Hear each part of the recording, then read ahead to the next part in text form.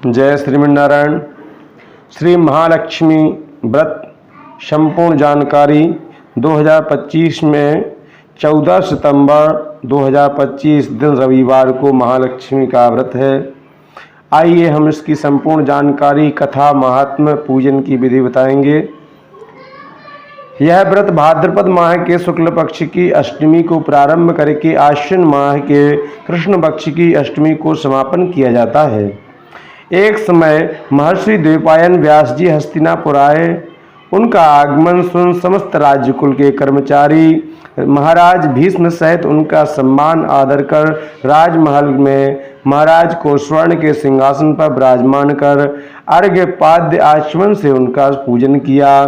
व्यास जी के स्वस्थ चित्त होने पर राजरानी गांधारी ने महर्षि व्यास जी से हाथ जोड़कर प्रश्न किया कि महाराज, आप त्रिकालज्ञ तत्वदर्शी हैं। आपसे हमारी प्रार्थना है कि स्त्रियों को ऐसा कोई व्रत बतलाइए जो सरल पूजन का हो और उसका पूजन करने से हमारी राजलक्ष्मी, सुख, पुत्र पौत्र, परिवार सदा सुखी रहे।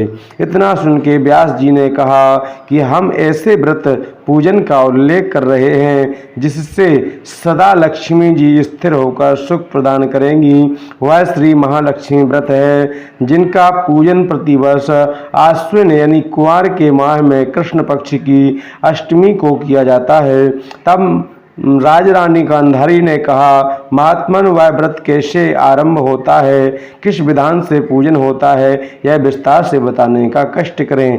तब महर्षि जी ने कहा कि वह व्रत भाद्रपद माह के शुक्ल पक्ष की अष्टमी के दिन सुबह व्रत का मन में संकल्प कर किसी जलाशय में जाकर स्नान कर स्वच्छ कपड़ा पहनने, तब ताजी दूर्वा से महालक्ष्मी जी को जल का तर्पण देकर प्रणाम करना चाहिए।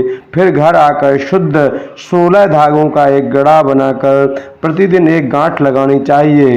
इस प्रकार 16 दिन का 16 गांठ का एक गड़ा तैयार कर आश्विन माह के कृष्ण पक्ष की अष्टमी को व्रत रखकर मंडप बनाकर चंदौवा तानकर उसके नीचे माटी के हाथी पर महालक्ष्मी की मूर्ति स्थापित कर तरह तरह की पुष्पमालाओं से लक्ष्मी जी व हाथी का पूजन करके कई पकवान सुवासित पदार्थों का नैवेद्य समर्पण करें और श्रद्धा सहित महालक्ष्मी व्रत करने से आप लोगों की राजलक्ष्मी सदा स्थिर रहेगी।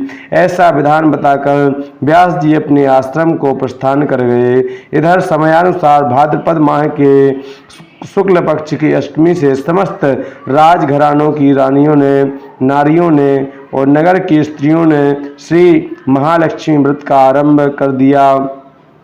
बहुत सी नारी गांधारी के साथ प्रतिष्ठा मान हेतु व्रत का साथ देने लगीं।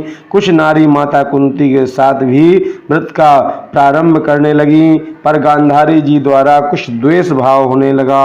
ऐसा होते होते 15 दिन के व्रत समापन होकर 16वां दिन आश्विन कृष्ण पक्ष की अष्टमी आ गई। उस दिन प्रातः काल से नगर नारियों ने उत्सव मनाना प्रारंभ कर दिया और समस्त नर नारी राजमहल में गांधारी जी के यहाँ उपस्थित हो तरह तरह के महालक्ष्मी जी के मंडप व माटी के हाथी बनाने लगे, सजाने लगे, बड़ी तैयारियां करने लगे। गांधारी जी ने नगर की सभी प्रतिष्ठित नारियों को बुलाने को सेवक भेजे, पर माता कुंती को नहीं बुलवाया और न कोई सूचना भेजी। उत्सव वाद्य की ध्वनि गुंजारने लगी, जिससे सारे हस्तिनापुर में खुशी की लहर दौड़ गई। माता कुंती ने इसे अपना अपमान समझकर बड़ा रंज मनाया और व्रत की कोई तैयारी न की। इतने में महाराज युधिष्ठिर, अर्जुन, भीमसेन, नकुल, सहदेव सहित 5 पांडव उपस्थित हो गए। तब अपनी माता को गंभीर देख अर्जुन ने प्रार्थना की, हे माता, आप इतनी दुखी क्यों हो? क्या हम भी आपके दुख का कारण जान सकते हैं और दुख दूर करने में भी सहायक हो सकते हैं? आप बताएं। तब माता कुंती ने कहा, बेटा, जाति अपमान से बढ़कर कोई अपमान नहीं होता है। आज नगर में श्री महालक्ष्मी का उत्सव में रानी गांधारी ने सारे नगर की सारी औरतों को मान देकर बुलाया है, पर तुमसे ईर्ष्यावश मेरा अपमान का उत्सव में नहीं बुलाया है। तो पार्थ ने कहा, माता, क्या वह पूजा का विधान सिर्फ दुर्योधन के ही महल में हो सकता है?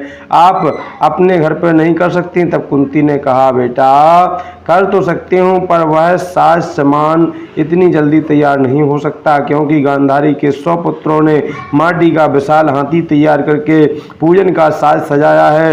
वह ऐसा विधान तुमसे ना बन सकेगा, और उसके उत्सव की तैयारियां आज दिन भर से हो रही हैं। तब पार्थ ने कहा, माता, आप पूजन की तैयारियां कर नगर में बुलावा फिरावे।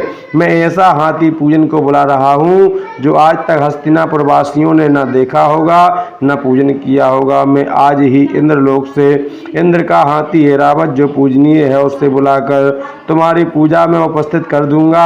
आप अपनी तैयारी करें। इधर माता कुंती ने सारे नगर में पूजा का ढिंढोरा पिटवा दिया और पूजा की विशाल तैयारियां होने लगीं। तब अर्जुन ने सरस्वती को ऐरावत भेजने को पत्र लिखा और एक दिव्य बाण में बांधकर धनुष पर रखकर देवलोक इंद्र की सभा में फेंका। इंद्र ने बाण से निकालकर पत्र खोला और पढ़ा तो आश्चर्य से अर्जुन को लिखा कि हे पांडु कुमार, ऐरावत भेज तो दूंगा, पर वह इतनी जल्दी स्वर्ग से कैसे उतर सकता है?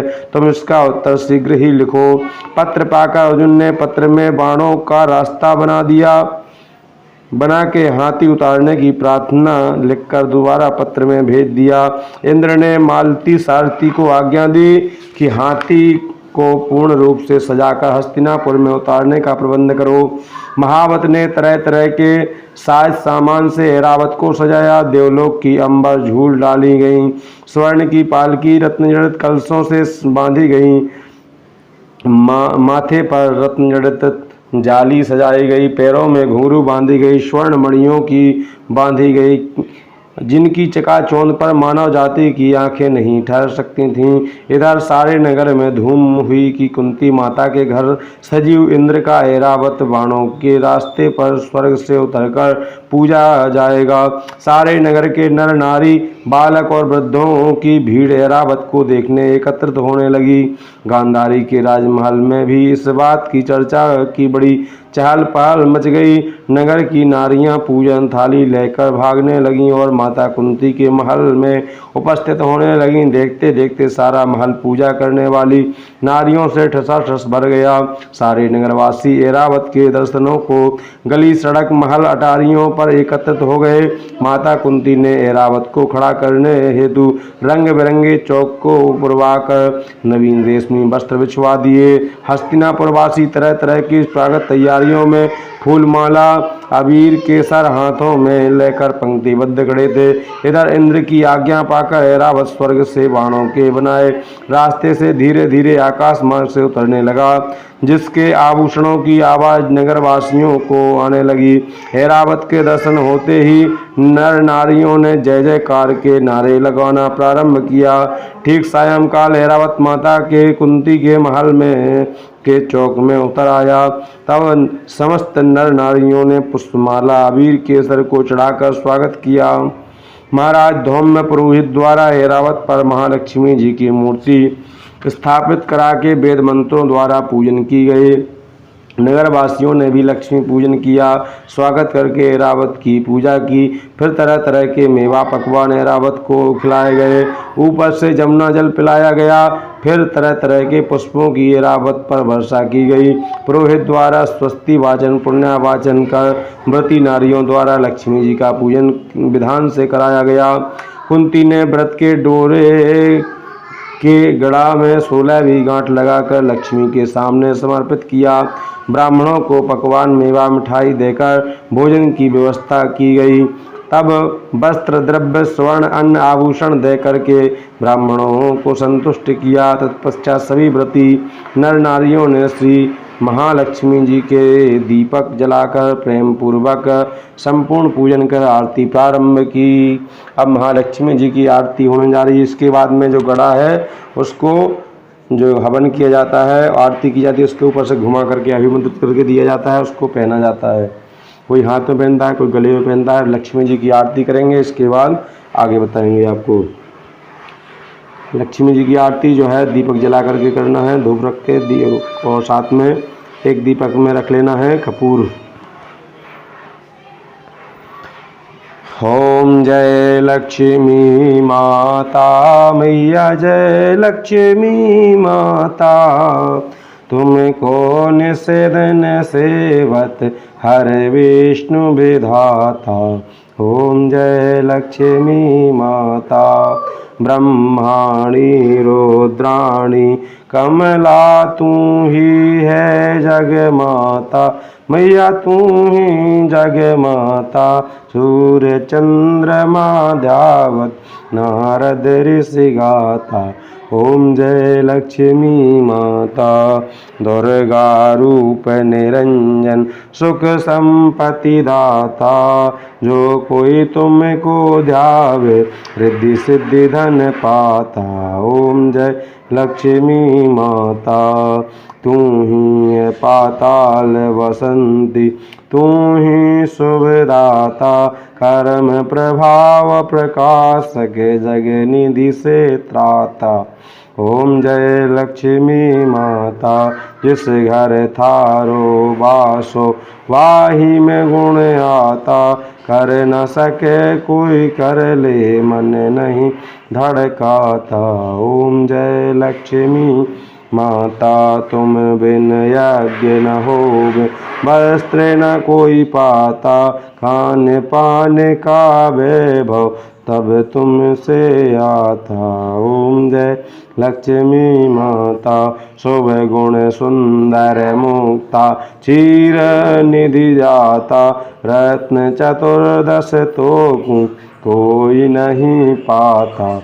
ओम जय लक्ष्मी माता, यह आरती लक्ष्मी जी की जो कोई नर गाता, मैया प्रेम सहित गाता, और आनंद समाता, और आनंद अति उपजे पाप उतर जाता।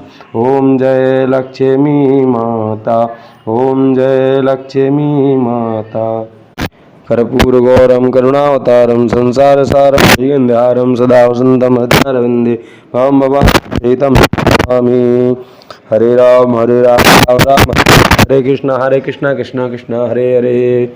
हर आरतिक्यम समर्पयामि। जल घुमाएंगे आरती के ऊपर, भगवान को आरती समर्पण करेंगे, सब लोग आरती लेंगे।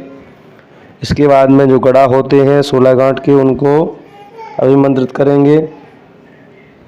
ऐसे कड़ा को उठाया और 16 बार घुमाना है हवन की हुई कंडी के ऊपर से। और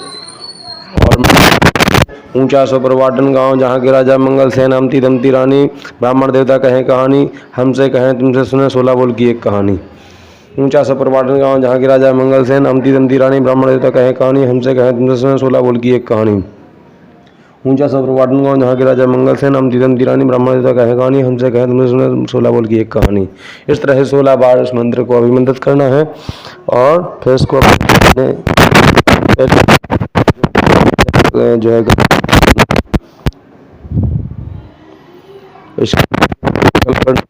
संकल्प कर सकते हैं।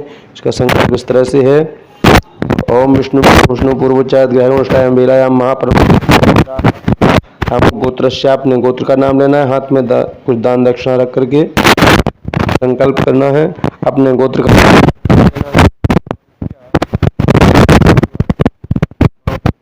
प्राप्त मनोकामना सिद्ध्यर्थम पूर्वोक्त संकल्पानुसारेण श्री महालक्ष्मी व्रत कर्मणः कथा श्रवण कर्मणः हवनाधिकार कर्मणः न्यूनातिरिक्त दोष निवार्थम मनोकामना सिद्ध्यर्थम पुत्र पौत्रादि सुख प्राप्त्यर्थम स्थिर लक्ष्मी धन धान्य प्राप्त्यर्थम मनोकामना सिद्ध्यर्थम न्यूनातिरिक्त दोष निवार्थम ब्राह्मण द्रव्य दक्षिणादानम संकल्पम तब्यमहम संप्रदते। पंडित जी की पोथी पर दान दक्षिणा रख देना है। और अगर ऑनलाइन ये पाठ आप कथा सुन रहे हैं तो उनका खुशी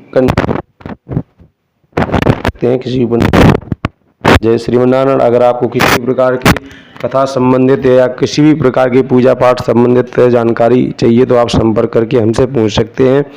हमारा पता है शिव सिटी कॉलोनी, बिजावर, जिला छतरपुर, मध्य प्रदेश। संपर्क सूत्र है 7985254966 7985254966 पर संपर्क करके समस्त जानकारी ले सकते हैं। जय श्री वृंदावन। हम भगवती महालक्ष्मी से आपकी उज्जवल हो सुन्नति और दीर्घायु जैसी अनेक मंगल कामनाएं करते हैं। महालक्ष्मी जी की सबके ऊपर कृपा बनी रहे, स्थिर लक्ष्मी की कृपा बनी रहे, घर में सुख शांति प्राप्त हो और सदैव लक्ष्मी का आवागमन बना रहे।